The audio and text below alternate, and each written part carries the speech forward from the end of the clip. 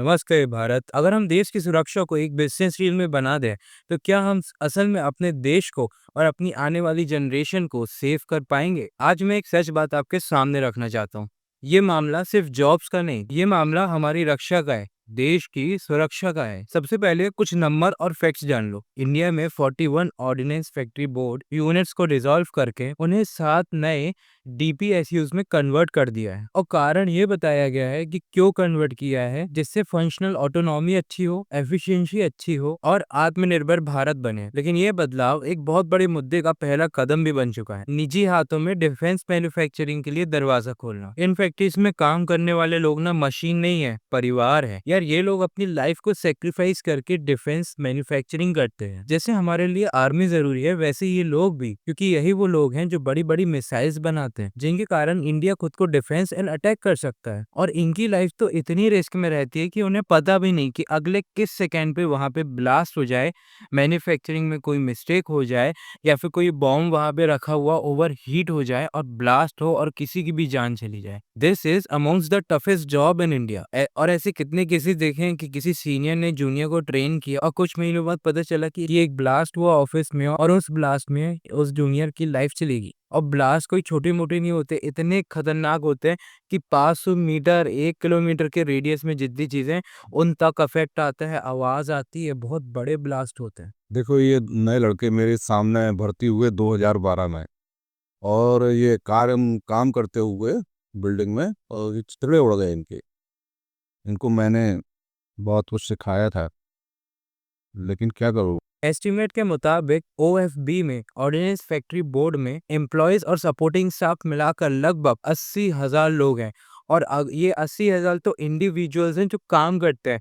अगर इनके ऊपर डिपेंडेंट फैमिली को काउंट किया जाए तो तकरीबन 2.5 लाख लोग होंगे जो अफेक्ट होंगे गवर्नमेंट के इन डिसीजन से। और ये जो 80,000 लोग मैंने बोले हैं, ये ओएफबी के एस्टिमेट्स के मुताबिक है, क्योंकि कोई भी सरकारी डॉक्यूमेंट्स में एग्जैक्ट नंबर मेंशन नहीं रहता है। और ये जो ऑर्डिनेंस फैक्ट्रीज हैं, ये बहुत ही सेंसिटिव पार्ट है हमारी गवर्नमेंट का। अगर इनकी लोकेशंस, एग्जैक्ट नंबर लीक हो गए तो बहुत बड़ा इंडिया पे अटैक हो सकता है, क्योंकि यहाँ पे सारे बॉम्ब्स एंड मिसाइल बनते हैं। अब सोचो कि इतनी बड़ी वर्कफोर्स का जो स्ट्रक्चर है उसको बदला जा रहा है। इन एम्प्लॉयज की job security, service condition, posting और ट्रांसफर, इन सब पे इफेक्ट आ रहा है। सब चेंज हो रहा है। जो बात मैं समझाना चाह रहा हूँ वो ये है कि सरकार ने इन लोगों को डीम्ड डेपुटेशन पे नए पीएसयूज में भेजा है। मतलब अभी इन एम्प्लॉयज का स्टेटस ट्रांजिशनल फेज में है, परमानेंट एब्जॉर्प्शन का क्लियरिटी ही नहीं है। और इन ऑर्डिनेंस फैक्ट्री बोर्ड के ट्रेड यूनियंस का कहना है, हम अभी समझ ही नहीं पा रहे हैं कि हम सरकारी एम्प्लॉयज हैं या कॉर्पोरेट एम्प्लॉयज हैं। ये डिपेंडेंट फैमिलीज, सीनियर एम्प्लॉयज के लिए बड़ी परेशानी का सवाल है। आप बात को समझिए, अभी हो क्या रहा है। अब जब से ऑर्डिनेंस फैक्ट्रीज पीएसयूज में कन्वर्ट हो गई हैं, तो अब लोग कंफ्यूज हैं अबाउट कॉर्पोरेट और गवर्नमेंट जॉब। और अगर उनके पास फॉर्म आता है कि वो क्या चूज करते हैं, अगर जो ऑर्डिनेंस फैक्ट्री है वो कॉर्पोरेट में कन्वर्ट हो रही है, वो कॉर्पोरेट चूज करते हैं, तो that is a different thing. But अगर वो गवर्नमेंट चूज करते हैं, तो उनको ऑल ओवर इंडिया किसी भी सेंट्रल गवर्नमेंट की पोस्ट में ट्रांसफर कर दिया जाएगा। अब वो इंसान जो सालों से एक सिटी में था, उधर ऑर्डिनेंस फैक्ट्री में काम करता था, उसने फैमिली वहां बनाई, घर वहां बनाया, सडनली सडनली उनका ट्रांसफर कहीं और हो गया, वो भी सीनियर एज। अब वो अपना घर परिवार सब छोड़ के कैसे किसी और जगह जाके ट्रांसफर लेके गवर्नमेंट जॉब कर सकते हैं। और अगर कॉर्पोरेट जॉब चूज करते हैं, तो क्या पता वहां पे वर्क कल्चर कैसा होगा, पेमेंट क्या होगी, सैलरीज कैसी होंगी, चीजें कैसे वर्क करेंगी। तो यहाँ पे बहुत सारे एम्प्लॉयज फंस गए हैं, ट्रांसफर ले नहीं सकते। अगर ट्रांसफर लिया, लक अच्छा था, उसी सिटी में मिल गया, दैट इज ओके। बट अगर नहीं मिला तो ऑल ओवर इंडिया कहीं भी ट्रांसफर कर दिया, वो अपने वाइफ बच्चे लोगों को छोड़ के उनको लेके कैसे जाएंगे। और मोदी गवर्नमेंट ने 2014 से अभी तक बहुत सारे चेंजेस किए, बहुत सही काम किए हैं, बहुत अच्छे काम किए। बट ये जो काम किया है ये सही नहीं है, ये सही नहीं है उन 80,000 एम्प्लॉयज के लिए जो अपनी जान को दांव में लगा के हर दिन ऑफिस जाते थे, मिसाइल्स बनाते थे, सुपरवाइज करते थे।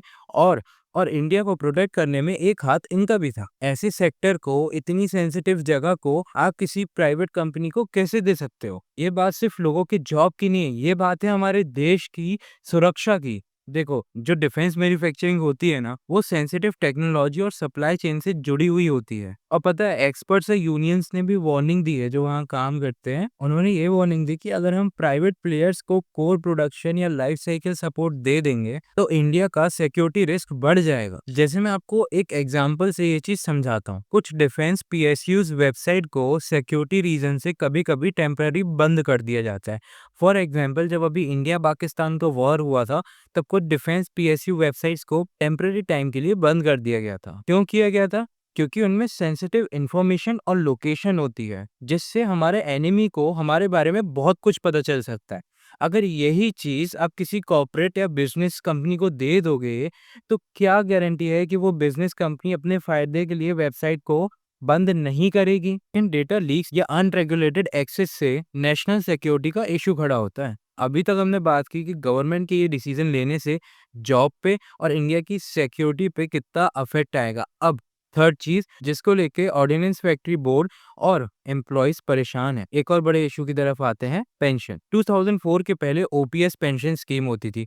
इसमें इंसान के रिटायर होने के बाद उसकी बेसिक सैलरी का 50% उसको और उनकी डेथ के बाद उनकी वाइफ को मिलता रहता था। फिर 1 जनवरी 2004 से आया new pension scheme, national pension system. इस पेंशन सिस्टम को गवर्नमेंट ने न्यू रिक्रूट्स के ऊपर लागू किया, आर्म्ड फोर्सेस को छोड़ के। मतलब जो लोग 2004 के बाद आए हैं, उन पे ये सिस्टम लागू होगा और उनको मार्केट लिंक्ड पेंशन मिलेगी। अगर मार्केट ऊपर है तो पेंशन सही मिलेगी, मार्केट नीचे है तो पेंशन सही नहीं मिलेगी। मतलब गारंटीड पेंशन नहीं मिलती है कि इतनी पेंशन हर महीने आपके अकाउंट में आएगी ही। लेकिन 24 अगस्त 2024 को सरकार ने यूनिफाइड पेंशन स्कीम लागू की, यूपीआई। इसमें एम्प्लॉयज को एश्योर्ड पेंशन का ऑप्शन मिला। अगर एम्प्लॉयज ने मिनिमम सर्विस ईयर पूरा कर लिया, तो उनकी बेसिक सैलरी का 50% एज अ पेंशन उनको मिलेगा। मतलब हर महीने एक फिक्स अमाउंट उनके अकाउंट में आएगा। पहली दिक्कत कि एनपीएस के मुताबिक जो फायदा आपको ओपीएस में मिलता था,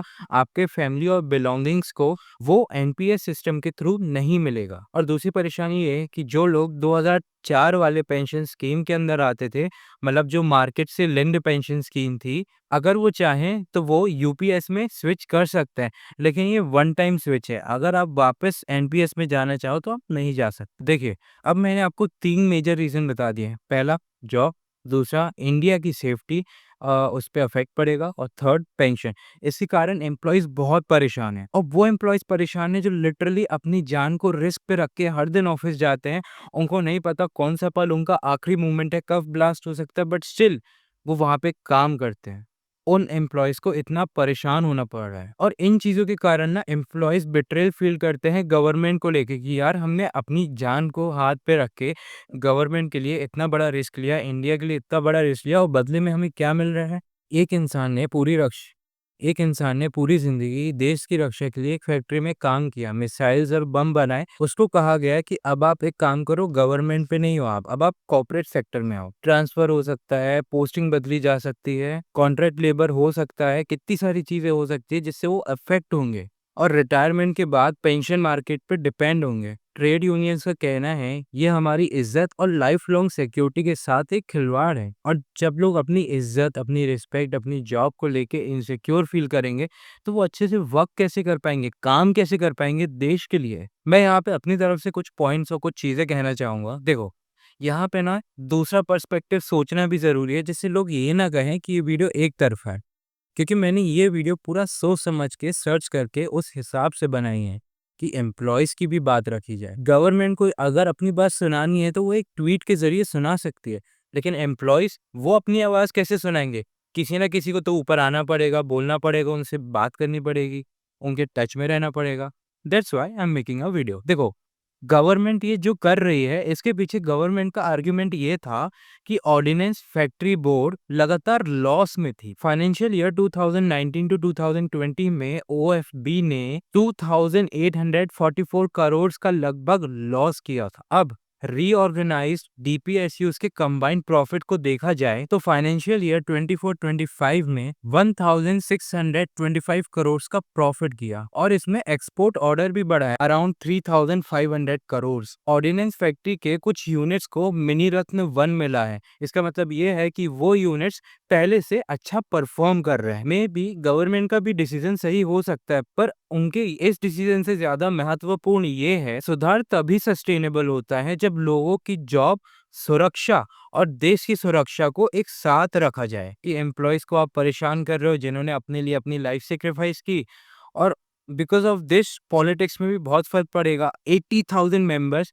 एंड 2.5 लाख उनके घर के लोग अप्रॉक्स मिला के उतने वोट गवर्नमेंट के कटेंगे जो अभी रूल कर रही है, क्योंकि डिसीजन उनका है। देश की सुरक्षा और देश के लोग दोनों एक दूसरे के साथ होना चाहिए। अगर गवर्नमेंट अपने खुद के सोल्जर्स, अपने खुद के डिफेंस वर्कर्स या अपने खुद के इंजीनियर्स नहीं रखेगी ऐसी सेंसिटिव डिफेंस जॉब्स में, तो इंडिया की सेफ्टी पे एक बड़ा क्वेश्चन आएगा। मैं आपसे एक विनम्र अनुरोध करता हूँ, इस वीडियो को आप जरूर शेयर करो, अपनी आवाज उठाओ, अपनी आवाज बनाओ और उन तक इस वीडियो को पहुंचाओ जो फैसला ले रहे हैं इन डिसीजंस को लेकर। देश की सुरक्षा सिर्फ हथियारों से नहीं होती, उन लोगों से भी होती है जो उस हथियार को चलाने के लायक बनाते हैं, उन हथियारों को बनाते हैं, उन गोली, बंदूक, बारूद, बम और मिसाइल्स को बनाते हैं। जय हिंद।